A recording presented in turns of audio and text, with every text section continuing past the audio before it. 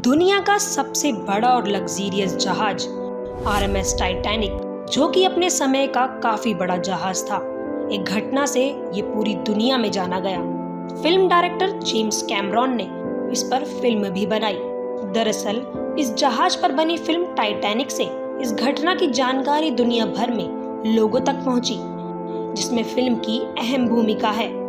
कई सारे लोग इस घटना का शिकार हो गए, पर उस समय जहाज में मौजूद रोज ही एक आखिरी इंसान थी जो घटना में बच सकी, जिसकी चर्चा इस फिल्म में भी की गई है।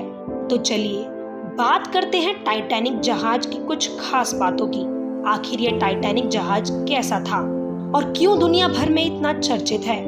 इसकी खास बात ये थी कि ये काफी बड़ा जहाज था। इस टाइटैनिक में लग्जरियस सुविधाएं मौजूद थीं। टाइटैनिक में stained glasses, restaurant, barber shop, library और हीटिंग स्विमिंग पूल जैसी खास सुविधाएं मौजूद थीं। टाइटैनिक की लंबाई 269 मीटर और ऊंचाई 53 मीटर थी।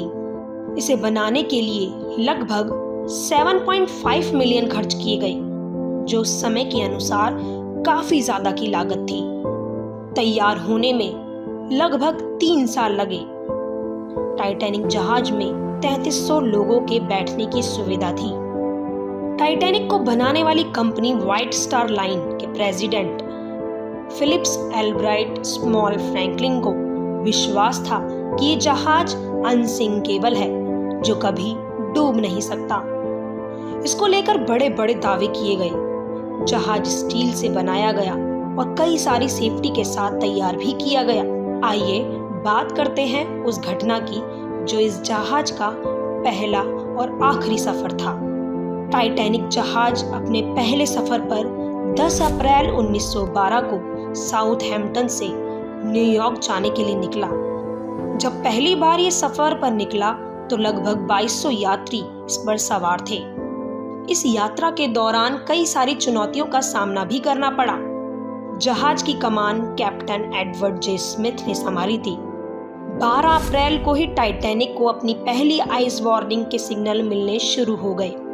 दरअसल समुद्र में यात्रा कर रहे जहाज दूसरे जहाज को सिग्नल देकर बताते हैं कि आने वाले रास्ते में किन दिक्कतों का सामना करना पड़ सकता है, लेकिन वो वार्निंग सिग्नल को अनदेखा कर 21.5 नोट्स यानी 40 किलोमीटर प्रति घंटे की रफ्तार से अपनी यात्रा करता रहा। 14 अप्रैल 1912 की रात टाइटैनिक के लिए काफी खतरनाक साबित हुई। रात के अंधेरे में जब विजिबिलिटी काफी कम थी, उस समय टाइटैनिक के क्रूज नेस्ट यानी वो जगह जहां से एक व्यक्ति ऊपर बैठकर निगरानी रखता है, इसमें मौजूद फ्रेडरिक फ्लीट ने कैप्टन विलियम को सिग्नल दिया कि हमारे सामने आइसबर्ग आने वाला है, जिसके बाद जहाज को दूसरी तरफ ले जाया गया।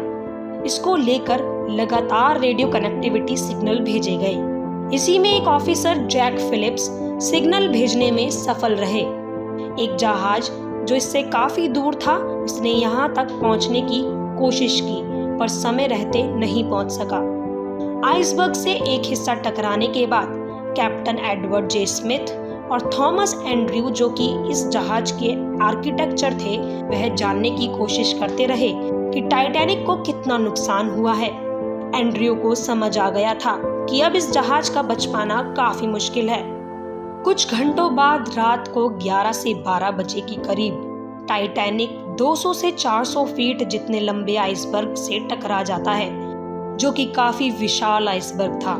इस घटना के दौरान कुछ लोगों को लाइफ बोट के साथ बचा लिया गया, पर इसकी एक खास बात और है कि कई लोग लाइफ बोट में नहीं बैठे, क्योंकि उन्हें लगा कि ये टाइटैनिक कभी डूब नहीं सकता, क्योंकि कंपनी व्हाइट स्टार लाइन ने विज्ञापन में बड़े बड़े दावे किए थे कि जहाज अनसिंकेबल है। कई सारी रेडियो कनेक्टिविटी के बाद भी इसे बचाया नहीं जा सका। टाइटैनिक में पानी के दबाव की वजह से ये धीरे धीरे अटलांटिक महासागर में डूबता चला गया, लेकिन आइसबर्ग के टकराने से टाइटैनिक 2 हिस्सों में टूटकर लगभग 12,000 फीट नीचे चला गया।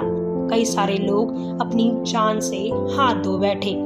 टाइटैनिक जहाज का मलबा 73 साल बाद सितंबर 1985 में मिला। ये समुद्र तल से लगभग 12,000 फीट नीचे अटलांटिक महासागर में डूब गया था। इसे ढूंढने का काम अमेरिका और फ्रांस ने किया। अमेरिकी नौसेना की इसमें अहम भूमिका रही।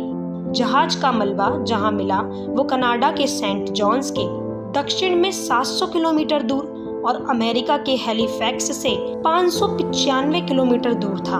टाइटैनिक जहाज 2 टुकड़ों में देखा गया। साथ ही जहाज के आसपास कई सारा मलबा भी पाया गया। टाइटैनिक को डूबे 111 साल हो चुके हैं। अब इसे बाहर निकालने को लेकर कई सारी कोशिशें भी की जा रही हैं।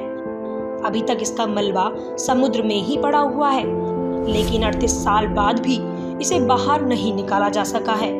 डूबने के बाद भी इसके कई रहस्य हमारे सामने आ रहे हैं। कई रिपोर्ट्स में कहा गया है कि अगर जहाज के कैप्टन आने वाली चेतावनी पर ध्यान देते तो इस घटना को होने से बचा लिया जाता।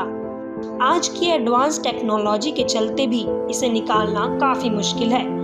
पहली वजह है इसका वजन, जो कि 46,000 टन है, और दूसरा कारण है पानी का दबाव। अब धीरे धीरे समुद्र में टाइटैनिक खत्म होता जा रहा है। समुद्र में मौजूद बैक्टीरिया की वजह से इसका लोहा भी घिसता जा रहा है। पानी में पड़े रहने से इसमें जंग लग रही है।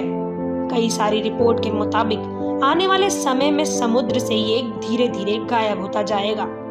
आज भी इस विषय को लेकर चर्चा की जा रही है। आखिर इस जहाज को कैसे निकाला जाए? हाल ही में एक पनडुब्बी के साथ 5 लोग इस टाइटैनिक जहाज के मलबे को देखने गए थे, लेकिन इस दौरान घटना में उन सभी का कुछ पता नहीं चल पाया। ऐसे ही कई सारी तमाम कोशिशों के बाद भी अभी तक ये समुद्र से बाहर